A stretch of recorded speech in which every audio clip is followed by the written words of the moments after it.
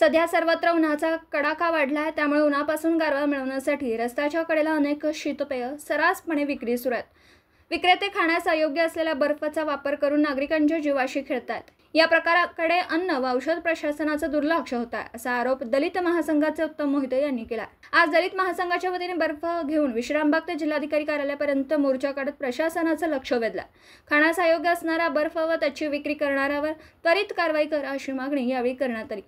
यावेळी निवेदन स्वीकारण्यासाठी आलेल्या अन्न व औषध प्रशासनाच्या अधिकाऱ्यांसोबत हा संपूर्ण प्रकार सांगितला।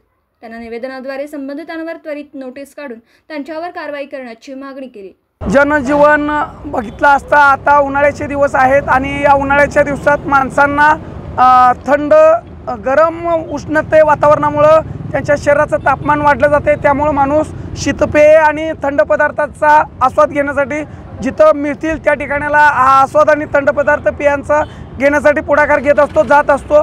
याचा गैरफायदा घेत आपल्या शहरातील विविध ठिकाणी सांगली जिल्ह्यातल्या मला वाटतं अन्न भेसळच्या आशीर्वादाने विविध ठिकाणी हातगाड्या असतील किंवा पदचारी फेरीवाले असतील किंवा अतिक्रमणमध्ये मोठ्या दिमागात टाकलेले स्टॉल असतील, हे बेकायदेशीररित्या असे शरीरास अपायकारक असणारे बर्फ घेऊन खाण्यास लोकांना विक्री करत आहेत। ते शीतपेयातनं तसेच थंड पदार्थातनं दिले जातात, त्यामुळे शरीरावर आणि पोटाचे अनेक विकार यामुळे होऊ शकतात।